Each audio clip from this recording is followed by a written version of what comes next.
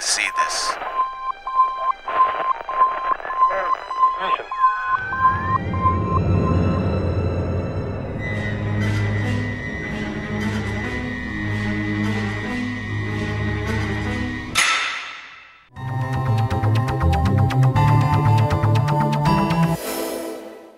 Bom, a FGF me proporcionou muitas coisas, mesmo antes da formatura. Ainda no estágio aqui na faculdade, no 5º semestre, fui convidada para trabalhar na TV Diário, onde passei 5 anos. Mas a base mesmo eu tive aqui. Foi aqui na TV universitária, aqui mesmo dentro do campus, onde eu aprendi todas as técnicas, o que a gente aprendia na teoria, na sala de aula, foi tudo praticado aqui com a ajuda dos cinegrafistas, dos profissionais.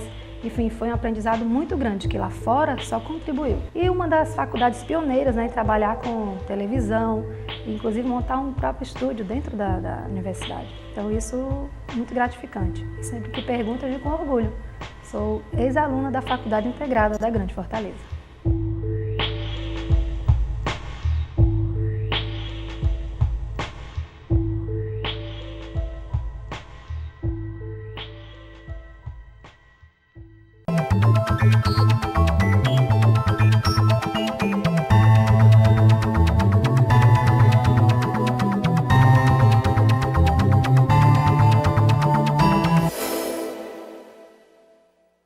Olá, no programa Destaque dessa semana convidamos o presidente da Fundação Cearense de Pesquisa e Cultura de Apoio à Universidade Federal do Ceará, Francisco Antônio Guimarães. Seja muito bem-vindo no nosso programa.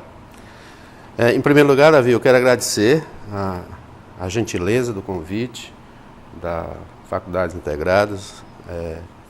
Já tenho conhecimento, já tenho acompanhado o desenvolvimento dessa instituição, tenho estado em determinados momentos mais próximo com a diretoria, e tenho observado a expectativa de desenvolvimento de recursos humanos, de desenvolvimento institucional que a faculdade está prometendo e está realizando.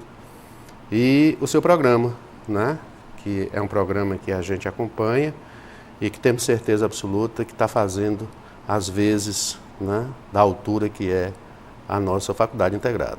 Bom, obrigado. Pronto, para começar, vamos direcionar mais aqui para o lado pessoal. Como foi que surgiu o interesse pela área de biologia? Isso aí, a biologia, ela mescla uma série de fatores e de fatos, né, durante toda a gestação de uma adolescência. A minha família é da Serra, né, de Baturité, mais especificamente Palmácia, e minhas férias se passava lá e a gente convivia muito com a natureza, com os animais. Posteriormente tivemos uma dedicação muito grande nessa área, na época em que estudávamos no 7 de setembro, o Dr. Edilson Brasil Soares, o grande mestre, nós vivíamos muito próximo, era do Grêmio, e a gente convivia muito com ações na área de ecologia. Mas isso não fez com que eu entrasse na biologia. Eu fui para a física, eu fui fazer física. Eu tinha uma fascinação muito grande pela física. E a física, o Instituto de Física, na época, ali na próxima reitoria, nos anexos da reitoria, onde fica a fundação hoje, próximo a ele ficava o departamento de biologia, que na realidade na época era o Instituto de Biologia. E aquela curiosidade de ver o que se fazia, né, na biologia, comecei a acompanhar algumas ações que me impressionaram. Na área de fisiologia do comportamento, transferência de memória, aquela história que estava muito no ar. Mas, no fundo, o que me definiu mais foi a área ecológica, que infelizmente na época nós não tivemos a oportunidade de seguir, mas a minha transferência da física para a biologia se deveu mais à empolgação do que se fazia em termos de laboratório no departamento. E sabemos que a parte de biologia ela é muito vasta, né? Isso. Qual a área da biologia que você mais gosta, que você gosta de desenvolver trabalhos? Não, na realidade, minha parte científica ela foi muito cedo e terminou muito cedo. porque eu entrei na administração, né? Na realidade há 24 anos que eu estou na administração de alguma forma da Universidade Federal do Ceará. Eu terminei meu mestrado em tecnologia de alimentos, uma área que eu também sou engenheiro operacional, e uma área que me atraía muito era essa parte de alimentos. E surgiu na época o mestrado em tecnologia de alimentos dentro da própria Universidade Federal do Ceará, e eu me senti muito à vontade em fazer esse mestrado. Fiz esse mestrado e me senti realizado com ele e passei a participar de trabalhos científicos na área e de dar assessoria às empresas no Ceará e algumas no Nordeste. Isso muito cedo. Os trabalhos, na realidade, eles se desenvolveram à medida que as assessorias iam acontecendo, né? Suco como estou lembrado agora, a pitanga, inclusive foi o assunto da minha tese. A pitanga, a Maguari não conseguia desenvolver o suco de pitanga porque ele dava um escurecimento rápido, era um escurecimento chamado reação de Maillard, mas eles não conseguiam bloquear esse escurecimento. E nós desenvolvemos, eu com o nosso querido amigo, meu orientador, professor Luciano Holanda, que já faleceu, conseguimos desenvolver uma técnica de impedimento de escurecimento dessa reação, especificamente para o suco de pitanga, e isso foi um assunto que repercutiu nacionalmente e, consequentemente, gerou 2 trabalhos internacionais, né? Mas, logo depois, eu fiquei somente nas assessorias e entrei de imediato para a administração. Tanto que em 82, 84, eu terminei meu mestrado em 81, 84 eu já era coordenador de curso de biologia, né? Fui o primeiro biólogo a ser coordenador de curso do departamento da Universidade Federal do Ceará. Depois chefe do departamento de biologia, depois vice-diretor do centro, depois diretor do centro, depois... Aí a coisa foi indo para o reitor de administração, e depois o René Barreira me convidou para assumir a presidência da Fundação Cearense de Pesquisa e Cultura, que eu assumi com muito orgulho e estou muito satisfeito nesse, vamos dizer assim, nesses últimos tempos de carreira, né, estar participando de uma entidade que realmente realiza um trabalho significativo para o desenvolvimento da ciência e da tecnologia no estado do Ceará, né, e facilitando as pesquisas dentro das universidades, não só a Universidade Federal do Ceará, mas as demais universidades. Doutor, o senhor tem várias publicações nacionais e internacionais, inclusive a publicação em capítulos de livros didáticos. Isso. Você poderia falar um pouco sobre... Não, com relação ao capítulo de livro didático, ele vai mais na parte laboratorial. Na época que nós éramos coordenadores de curso e chefe de departamento, nós desenvolvemos algumas práticas novas. Diga-se de passagem que quem tomou à frente nesse trabalho, se eu não me engano, a professora Helda Lenz César, uma colega que nós tivemos de muito tempo, está aposentada hoje, embora bastante jovem, está aposentada, a professora Pompeia, a professora Ana de Fátima, foi um grupo de professores que estruturou um livro só de aulas práticas mais modernas, inovadoras, e esse livro ainda circula hoje, né? Como padrão de aulas práticas na Universidade Federal do Ceará e em algumas outras universidades do país. Ele foca mais a parte microscópica, né? Algumas técnicas que foram desenvolvidas pelos colegas e algumas partes que nós chamamos de parte de cozinha, que seria, não é cozinha na expressão da palavra, na parte de bancada, né? Na parte de bancada, onde você trabalha sem utilizar o microscópio, tá? Trabalha direto com vegetais e com animais a macro, tá? Então, esse livro, ele realmente repercutiu, nós já fizemos, se eu não me engano, a 3ª ou a 4ª edição. Ele é universitário, né? ele é um livro a nível universitário. Ok. Além dessas publicações, o senhor também elabora provas para concursos, vestibulares e também para o Exame Nacional de Ensino Médio, que é o Enem. Nós elaboramos, né? Hoje eu não tenho mais tempo para isso. Nós começamos a elaborar a prova de vestibular. Na realidade, a primeira prova de vestibular que eu elaborei foi em 1976, da Unifor. Eu fui, antes de entrar na universidade, eu entrei na Unifor em março de 76 e entrei na Universidade Federal do Ceará em julho de 76. E a Unifor, em crescimento, como essa universidade aqui está, nós éramos um grupo muito unido, e o reitor era o Antero Coelho Neto, e o vice-reitor Viliberto Porto. Então, o pensamento da época da Universidade de Fortaleza era que tudo deveria ser feito dentro da própria instituição, né? Esse era o pensamento do reitor na época, o professor Antero. E nós participamos dessas elaborações. Isso, a minha primeira experiência foi uma experiência magnífica, porque você muito jovem, tendo a responsabilidade de elaborar uma prova de vestibular, né? Eu passava noites em claro, né?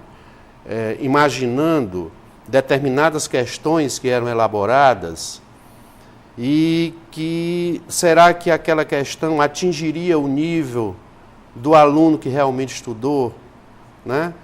Será que uma questão difícil que eu teria colocado na época não iria ser tão difícil para o estudante que, mesmo tendo estudado, que poderia tornar o que não estudou no mesmo nível dele, ou seja, ambos iriam errar a questão. Então, isso me deu um aprendizado muito grande de como você interpretar questões para atingir realmente, para que o vestibular seja realmente classificatório, quer dizer, que o melhor entre, né, que o mais preparado realmente entre.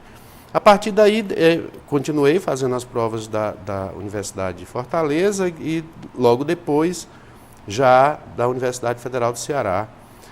Foi outro aprendizado muito bom, porque na época, logo que eu comecei, nós tínhamos grandes peças que participavam desse vestibular. Nós tínhamos professor Anchieta Esmeraldo Barreto, que nos ensinou bastante, né? Participava, era um dos coordenadores, que depois foi reitor. Nessa época eu acredito que ele era da fundação, ou era vice-reitor, acho que era vice-reitor. E tivemos Hélio Leite, também fazendo parte do mesmo grupo, que também foi reitor, depois do professor Anchieta. O próprio Viliberto Porto, que era da Unifor, tinha deixado a Unifor por conta da saída do Antero, e passou a fazer parte da comissão coordenadora do vestibular da Universidade Federal do Ceará. Então, era um grupo de excelência que nos dava, nós elaborávamos uma questão achando que aquela questão era o máximo, né? Quando esse pessoal pegava a questão, desmanchava a questão completamente, quer dizer, isso arrasava a gente, quer dizer, eu pensava que a questão era maravilhosa, e o Viliberto chega, o Hélio com aquele jeitinho e vai derrubando a questão, derrubando e tal. Mas isso depois a gente vê do aprendizado, né? E fizemos provas para outras universidades fora do estado, né? Fizemos para o Piauí, fizemos para o Acre, fizemos para Pernambuco, fizemos para o Rio Grande do Norte. E culminou com o Enem. Fizemos um curso em Brasília, né? Um grupo daqui de Fortaleza, que foi escolhido por Brasília. Os nomes, a professora Maria de Jesus, que hoje é presidente da CCV, da Universidade Federal do Ceará, o professor Miguel, que foi presidente da CCV também, que hoje está aposentado, professor Belmino, professor Guimarães, e outros que eu não estou lembrando agora. Fizemos um curso rápido de como essas questões deveriam ser preparadas, que o estilo, né, o objetivo é outro, exatamente dentro daquela linha de pensamento que eu tinha no começo. Quer dizer, essa questão vai atingir, ela é interpretada bem interpretada, o comando está bem claro, ela é criativa, ela busca o raciocínio lógico, né? São esses os pressupostos que você tirava para poder elaborar? Exatamente. Eu acredito que pelo menos no Ceará, nós estamos vendo que a cada ano, a cada vestibular, as questões são bem melhoradas, né? A nível interpretativo. A nível interpretativo e na busca do raciocínio do estudante, né? Ele não está procurando, por exemplo, a prova de biologia, você diz, prova de biologia é decoreba, né? Tem aquela história, né? De biologia é para se decorar, tem que se decorar e tal. Nada disso, né? Biologia é você ver, interpretar e dar o sentido daquilo que existe, né? É claro que algumas coisas você tem que ter. Você decora o nome de uma rua, né? Mas se você conviver com a rua, você não precisa estar decorando, né? Vou decorar o nome daquela rua. Você nunca pensou dessa forma. Tem uma parte da biologia que são nomes que você nem imagina como são estranhos, sim, né? Mas tudo tem um método para poder... Não tenha dúvida. A questão é a questão da maneira de ensinar. Uma das grandes falhas do país, de maneira geral, é que nós, professores, em primeiro lugar, quando nós começamos a desenvolver a nossa vida, nós não pensamos em ser professores, né? Isso é um resultado, né? Uma consequência e tal. E nós não fomos, eu não diria treinados, nós não fomos nos adaptando de qual a melhor forma de ensinar, como nós ensinamos os nossos filhos, não é? Como você dá a formação ao seu filho. Você chega no curso secundário, primeiro científico ou segundo científico, vai dar o nome científico, vai dar uma prova, né? Você tem 24 horas para decorar 30 nomes científicos de 30 animais da flora do Nordeste, da fauna do Nordeste. Pelo amor de Deus. Existem os que decoram, né? Mas 2 dias depois o cara já esqueceu. O que adiantou? Como é que nós gostaríamos que a coisa fosse trabalhada nessa área? Nós temos que nos dedicar ao ensino de uma forma em que ele seja agradável para quem está recebendo. Não é? Você pode dar uma aula de biologia e o estudante ir aprendendo aqueles nomes de uma forma bem lógica, bem natural, né? E isso faz com que ele goste.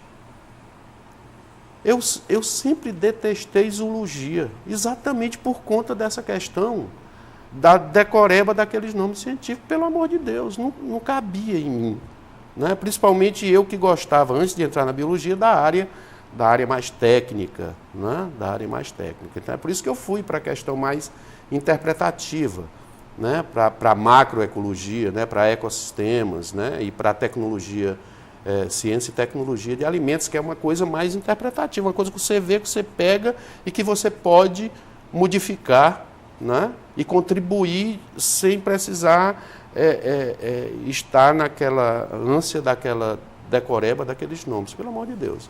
Só para a gente concluir esse assunto e entrar em outro, como o senhor avalia hoje, porque o Enem ele é bem diversificado de provas de vestibular e até de outros concursos. Como o senhor avalia hoje o estudante de nível médio? Se ele melhorou há 10 anos atrás para o de hoje, ele piorou? Ele tem desenvolvido? Eu não sei se o senhor tem acompanhado esse processo, mas... Acompanho porque eu tenho filhos, né? Tenho amigos que têm filhos, eu ensino biologia para o primeiro semestre da universidade. É o pessoal que está chegando, né? Antigamente eu dava aula para medicina, para odontologia, para psicologia, e para agronomia também, dei um período. E depois, quando eu assumi a pró-reitoria de administração, como ficava no PC, eu passei a dar aula para educação física. Foi outra descoberta maravilhosa. Os meninos são espetaculares, né? Uma visão de espaço, né? eles sentem a necessidade. Você está entrando com energética, dando aula de energética, né? ATP, energia e tal, como se transforma, contração, relaxamento muscular, etc. Toda a fisiologia do processo, o rendimento, como é que você consegue um atleta ter 1 milésimo de segundo a mais do que o outro, aonde foi que ele foi buscar esse 1 milésimo de segundo. Então, você explicar aquilo, né, na fisiologia, ele não está decorando, ele está gostando, é como se você estivesse contando uma história. Tá? Então, aí é onde veio a grande melhora, melhorou tudo. Melhorou tudo, melhorou, não só, eu não estou falando aqui de escola particular nem escola pública, não, melhorou tudo, na escola particular, na escola pública, nas universidades, o departamento de biologia, o departamento de física, o departamento de química, matemática, geologia, é outro departamento, né? Só temos doutores trabalhando, formando gente, interessado nas pessoas que estão interessadas, resultados, crescimentos, né? O ensino médio melhorou demais. A biologia do ensino médio era isso aqui. Está certo que está muito grande, eu também acho que exageraram um pouco. Mas era isso aqui, você estudava célula e olhe lá. Ela ficava em segundo plano, a biologia na época ficava em segundo plano. Na minha época, quer dizer, na década de 60, quando eu fiz a segunda fase da década, segunda metade da década de 60, quando eu fiz o científico no Santo Inácio, a biologia era segundo plano, né? A importância maior era a sociologia, porque estava na época da Revolução, aquela história, né? A física, a matemática, a história predominava também, mas a biologia ficava assim um pouco, eu não sei se porque não tinha professores de biologia. Os professores de biologia na época eram médicos, ou estudantes de medicina, odontólogos, ou estudantes de odontologia, porque nem o curso de biologia tinha na Universidade Federal do Ceará. O curso de biologia foi criado em 1969. Né? A primeira turma, ela foi, 1970, a primeira turma do curso de biologia. Então, com essa formação de recursos humanos na área de ensino para ir para o segundo grau, né, houve uma remodelagem, uma reestruturação nos currículos significativamente positiva. E hoje nós discutimos muito profundamente se nós, na universidade, lá no primeiro semestre, que estamos pegando os meninos que vêm do segundo grau, se nós já não estamos defasados, porque muita coisa desceu do terceiro grau para ser ensinado no segundo grau. Então, sem sombra de dúvidas, né? A concorrência entre os colégios, né? A concorrência no ensino público, no próprio ensino público, né? Quer dizer, a história dos diretores, qual é o melhor colégio, se é o colégio A, B ou C do Estado, né? Do município, as universidades que foram criadas, né? Então, eu me lembro que a Universidade Federal do Ceará, na minha época de estudante, inclusive, a conotação dada, ou seja, a prioridade máxima era para a pesquisa. Tá? O ensino de graduação, ele era valorizado, mas não tinha a valorização que tinha a pesquisa. Ou seja, o professor, isso não era política de reitor, não. Isso era política de pesquisador, do próprio professor. Eu tenho meu doutorado, eu tenho meu laboratório, eu tenho que cuidar, né? Dificilmente, naquela época, um doutor dava aula na graduação. Entende? Hoje, a grande maioria dos doutores fazem questão de dar aula na graduação, inclusive para detectar quem são os bons, para que ele possa pegar e colocar dentro do laboratório dele. É verdade, tem mudado bastante. Bom, voltando aqui agora para o lado da fundação, O senhor, como presidente lá da Fundação Cearense de Pesquisa e Cultura, qual o principal objetivo dessa fundação? Olhe, as fundações, então, eu vou falar aqui das fundações de apoio às instituições federais de ensino superior. Elas foram criadas na década de 70. 75, 76, 77, é tanto que uma grande parte delas fez seus 30 anos agora, em 2007. Então, elas foram criadas por professores das instituições federais, na sua grande maioria pesquisadores, que tinham projetos de pesquisas financiados por órgãos fomentadores ou do governo federal, ou de outra fonte, e que esses recursos caíam nas universidades.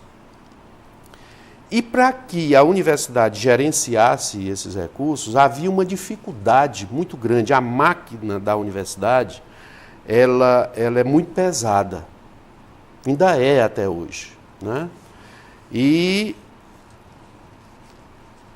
um projeto de pesquisa, ele tem começo, meio e fim. O pesquisador tem que entregar um produto, né? Porque senão o fomentador diz, rapaz, eu te dei dinheiro para você desenvolver uma determinada pesquisa. E você vem agora me pedir mais 6 meses, mais 1 ano, para poder terminar a pesquisa. Então, os pesquisadores começaram a sentir que a pesquisa não corria bem em virtude da dificuldade do gerenciamento desses recursos para a compra de equipamentos, para viagens, né, para diárias, para hotéis, insumos, né, infraestrutura, etc., era muito pesada, a coisa andava lenta. Então, no Brasil todo começou a se discutir isso, e aqui no Ceará, mais especificamente, o professor Anchieta, que foi o primeiro secretário executivo da Fundação Cearense de Pesquisa e Cultura, com mais um grupo de pesquisadores da física, da química, da matemática, da fisiologia, da sociologia, da agronomia, da tecnologia. Esses pesquisadores se juntaram e montaram uma fundação, né? Inclusive com recursos próprios, com a contrapartida da Universidade Federal do Ceará. Para que esses projetos, no lugar de ir para a instituição de ensino superior, ia para a fundação, e a fundação gerenciaria com maior facilidade, com menos burocracia. E isso realmente resultou, foi o crescimento, eu digo particularmente na Universidade Federal do Ceará, que é a que eu conheço mais de perto, não quero me comprometer com outras, mas acredito que as outras também. O grande crescimento das universidades foi a partir daí, entendeu? Na área de pesquisa, na área de formação de recursos humanos, né? Na melhoria da qualidade de ensino de graduação, ela coincide com o aparecimento das fundações. As fundações são muito criticadas. De certa forma, os críticos às fundações têm suas razões.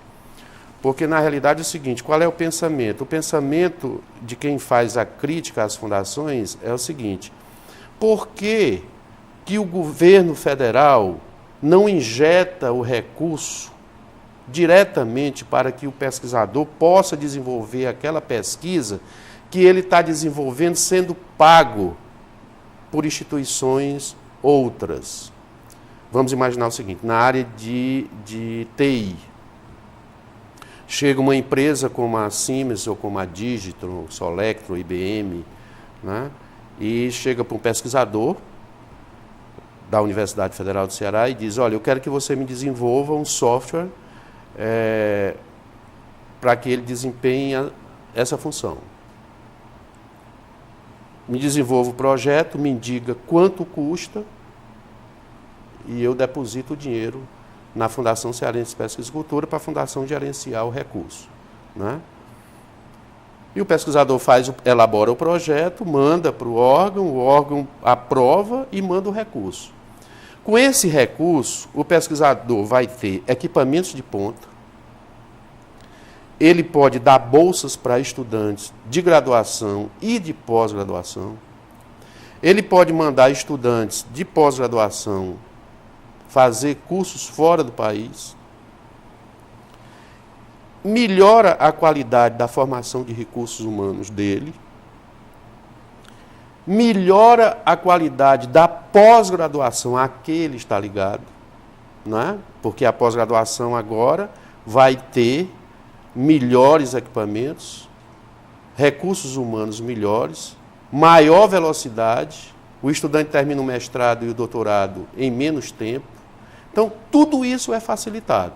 Então, ficamos na ponta, quer dizer, estamos trabalhando no mesmo nível dos pesquisadores do sul do país e de fora, porque na área de TI especificamente, mas tem as outras áreas também, como eu citei a área de TI, nós somos contratados, né, para desenvolver projetos de pesquisa pelos Estados Unidos, né, pela Inglaterra, pela França, pela Espanha, que vem buscar aqui no Ceará, né, pesquisador para desenvolver projetos. Só para a gente concluir, tem um dos problemas que acontece não só na área de pesquisa e cultura, mas também em outras áreas, é o problema da burocracia de recursos, de desenvolvimento de trabalho. E saiu um edital no Diário Oficial, em dezembro de 2007, que a Receita Federal vai simplificar a importação para a pesquisa. Resumidamente, como é que vai funcionar isso aí? Já está funcionando? Como é que está o Na realidade, como é que acontece? Hoje, as fundações, particularmente as universidades, elas têm uma cota do CNPq para importar sem o pagamento das taxas, né, de importação, que um particular tem que pagar. Então, para isso é necessário que o pesquisador esteja atrelado ao CNPq, né, que ele desenvolva realmente um projeto de pesquisa, que fique caracterizado pelo CNPq, um projeto de pesquisa, e o CNPq libera o valor, né, que ele não pagará, trará o equipamento e não pagará as taxas, né, de importação, mas a burocracia exigida, a burocracia alfandegária, tá certo? E outras no exterior, para que esse equipamento chegue, faz com que haja demora. Hoje nós não podemos, é aquilo que eu estava lhe falando, nós não podemos trabalhar na área de TI, tecnologia da informação, e pararmos uma semana, porque o concorrente vem e faz, não é? Então, o Brasil fica atrasado, quer dizer, e, obviamente, nós perdemos royalties, não é? Bastante por conta disso, porque por conta de uma semana, 2 semanas, um mês, né, o nosso concorrente foi e patenteou uma coisa que nós estávamos desenvolvendo, que, inclusive, talvez tivéssemos tido a ideia antes, e uma capacidade e um potencial de trabalho superior. Mas por conta da burocracia, aquilo que eu lhe digo, da máquina pesada, né, o governo se sensibilizou. Isso é muito bom, né?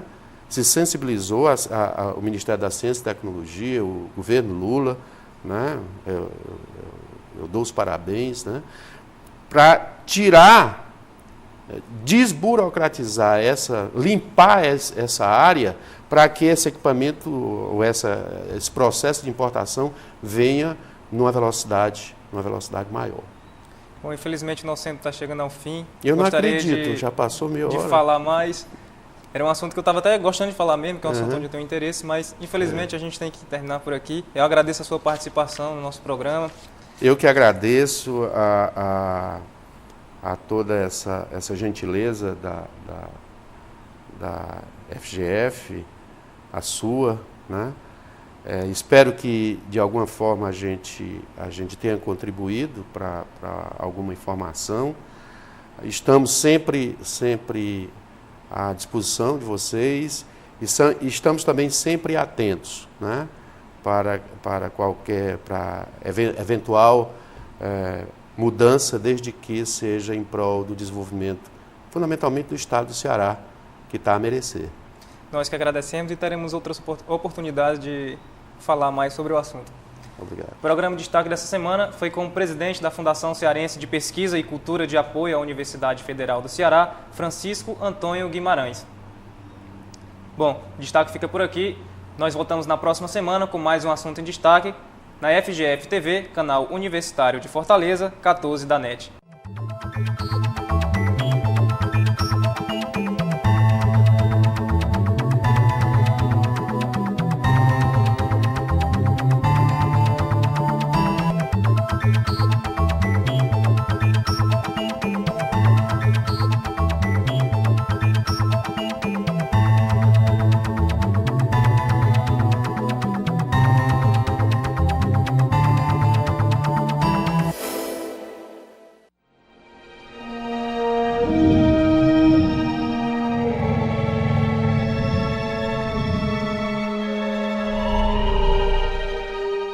TVU, Canal Universitário de Fortaleza.